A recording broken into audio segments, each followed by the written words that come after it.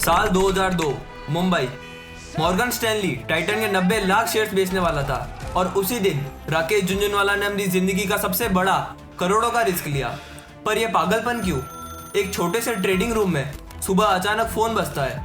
दूसरी तरफ था मुंबई का एक बहुत जाना माना ब्रोकर जिसकी आवाज में एक खास अर्जेंसी थी जो सिर्फ तब आती है जब कुछ बड़ा होने वाला हो।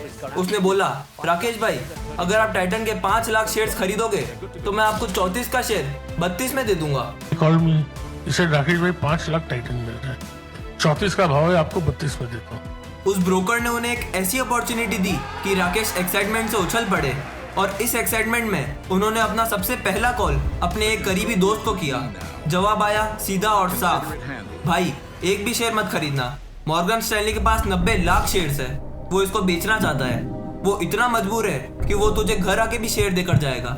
उनके फोन रखते ही उनकी आंखों के सामने एक अजीब सा अंधेरा छा गया और फिर उन्होंने ब्रोकर को दोबारा कॉल किया और 5 लाख शेयर्स की मांग की। लेकिन यहाँ उन्हें महसूस होता है कि उनके पास इस डील के लिए 1.5 करोड़ भी नहीं बचे। अपना बैंक बैलेंस तो कभी रहता नहीं है। लेकिन उन्होंने कैसे ना कैसे फंड्स अरेंज किए और ये बाजी खेली। जहां पूरा मार्केट मॉर्गन स्टैनली के नाम से डर के पीछे हट रहा था, वहां राकेश ने हिम्मत दिखाई। जैसे जैसे ये यकीन बढ़ता गया, उन्होंने और शेयर खरीदे। धीरे धीरे अपनी होल्डिंग क्वांटिटी 5 लाख से बढ़ाकर सीधा 12.5 लाख तक कर दी। और फिर जब टाइटन का शेयर 44 पहुंचा तो राकेश ने टाइटन के मैनेजिंग डायरेक्टर से मिलने का सोचा। उनके एक जानने वाले ने उनके लिए टाइटन के सीईओ भास्कर भट्ट के साथ मीटिंग फिक्स करी और राकेश ने उस दिन मीटिंग में सबसे आखिरी का स्लॉट लिया ताकि वो बिना किसी जल्दबाजी के पूरे सुकून से कंपनी की गहराई समझ सके। यही वो चीज थी जो उन्हें सबसे अलग करती थी। जब दूसरे सिर्फ प्राइस चार्ट देखते थे, राकेश सीधा कंपनीज के दिल तक पहुंच जाते थे। लेकिन जब वो शाम 6 बजे टाइटन के ऑफिस पहुंचे तो उन्हें कुछ अटपटा सा लगा। राकेश पहले भी टाटा के कई ऑफिस देख चुके थे, पर यहाँ के माहौल ने उन्हें अंदर तक हिला दिया।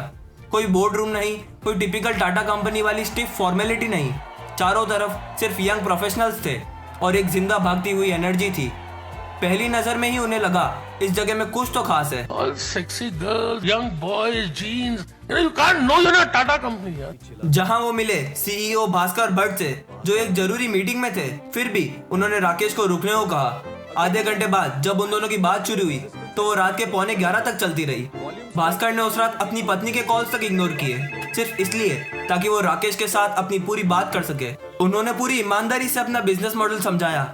कोई बड़ी पिच नहीं, कोई कॉर्पोरेट फाइल्स नहीं, सिर्फ सच। और उसी रात राकेश को अंदर से समझ आ गया था, टाइटन सिर्फ कंपनी नहीं बल्कि एक कल्चर है। पर असली कहानी यहाँ से शुरू होती है।